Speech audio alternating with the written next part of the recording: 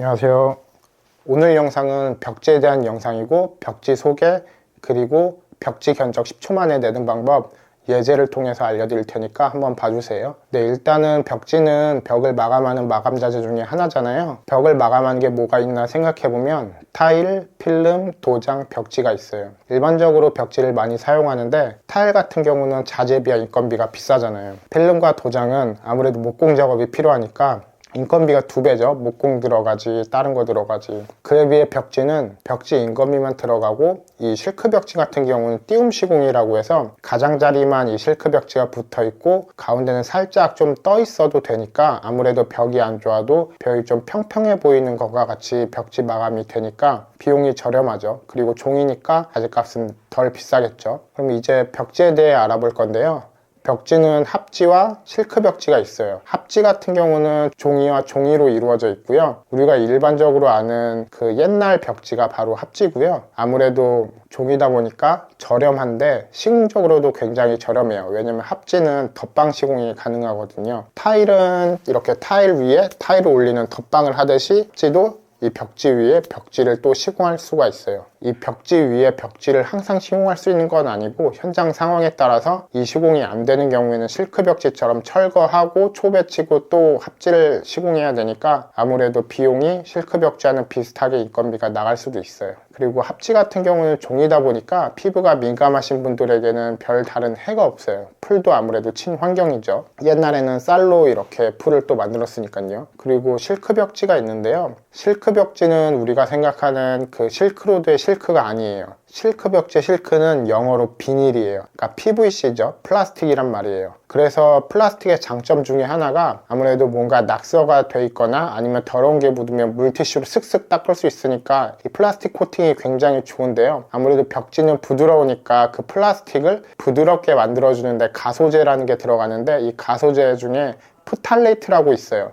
이름도 되게 화학물질스러운데 이 화학물질이 인체에 굉장히 안 좋아요. 그러니까 이 프탈레이트가 안 들어가는 벽지를 제가 추천드리려고 하는데 프탈레이트가 안 들어가는 벽지를 항상 물어볼 수는 없잖아요. 그리고 프탈레이트 유무도 인테리어 가게 사장이 안 알려주고, 그러니까 제가 추천하는 벽지를 쓰세요. 그러니까 LX 벽지를 쓰시면 되고, 그 중에서도 개인적으로 지하 패브릭을 굉장히 좋아하는데요. 지하 패브릭은 코팅층에 옥수수가 들어가 있기 때문에 아무래도 더 친환경적이죠. 뭐 옥수수가 위험하다고 생각이 들지는 않잖아요. 거기다가 이 지하 패브릭이나 다른 LX 벽지는 오에코텍스 인증을 받았는데 지하 패브릭이 1등급을 받았어요. 1등급이 어떤 등급이냐면 4세 미만의 영유아가 입는 옷이 1등급이고 일반 벽지는 4등급이에요. 그러니까 아토피가 있거나 피부가 민감하거나 어린아이가 있거나 어르신이 있는 집은 무조건 지하 패브릭 하시는 게 무조건 이득이에요. 거기다 가격도 어차피 비슷하니까 다른 인테리어 가게나 어디서든 LX 벽지는 그냥 인터넷 구매로도 신청할 수 있으니까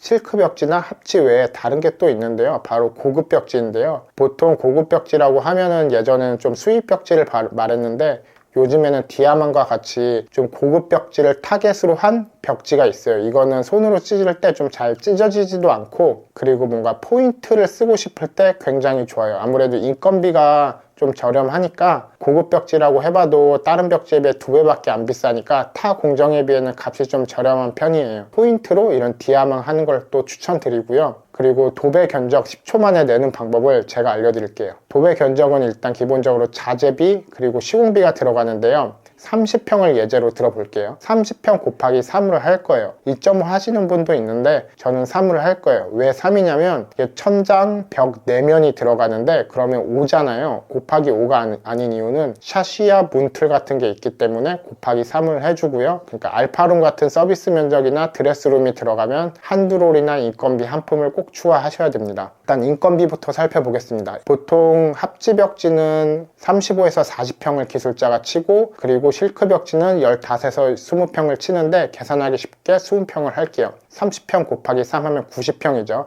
90평 나누기 20평 하면 4, 5명이 나오는데요. 5명으로 하겠습니다. 일당 25만원에서 125만원이고요. 벽지 한 롤에 5평을 시공하고요. 그러면 90평이면 18롤이 들어갑니다. 18롤 곱하기 4.8만원 하면은 벽지 가격이 나오고요. 부자재 비용은 45만 원입니다. 그래서 부자재 비용과 인건비를 다 합치면 256만 원이고요. 이거를 다시 바닥 면적 30평 나누기 256만 원 하면은 평당 8만 원대가 나올 거예요. 대략 한 8.5만 원이 나오는데요. 부가세 10% 포함하면 아무래도 한 약 9만 원이 나오겠죠. 약 9만 원을 하면은 내가 가진 평수를 알고 있으면 바로 도배 견적이 나와요. 크벽지로 만약에 50평을 계산한다고 했을 때 부가세 포함해서 대략 한 450만 원 정도가 나옵니다. 그리고 제가 도배 일당은 25만 원이라고 했는데 25만 원이 모든 사람이 다 25만 원인 건 아니고 도배 팀장 같은 경우에는 28에서 32만 원을 받고요. 그리고 도배 초보라고 하긴 좀 그렇고 이제 막 입문한 1년 차에서 3년 차 분들은 10에서 20만 원을 가져가요. 그런데 보통 도배 팀장들이 도배 팀장급 기술자들에게는 이렇게 30만 원을 주고 좀 아기들한테는 이렇게 10만 원, 15만 원 뭐 그렇게도 주고, 제가 아는 도배 팀장님은 그런 좀 막 시작한 사람한테 5만 원을 준다는데 5만 원은 좀 아닌 것 같긴 한데, 아무튼 그렇게 편차가 있기 때문에 계산할 때는 일반적인 25만 원으로 계산을 해 봤습니다. 면을 평평하게 만드는 걸 퍼티 작업이라고 하는데요. 이렇게 구축 같은 경우는 벽이 좀 안 좋잖아요. 이러면은 퍼티를 잡아야 돼요. 이렇게 퍼티 잡을 게 많으면은 아무래도 도배 견적이 올라가겠죠. 그리고 요즘에는 무몰딩 도배라고 해서 몰딩이 없는 도배를 하잖아요.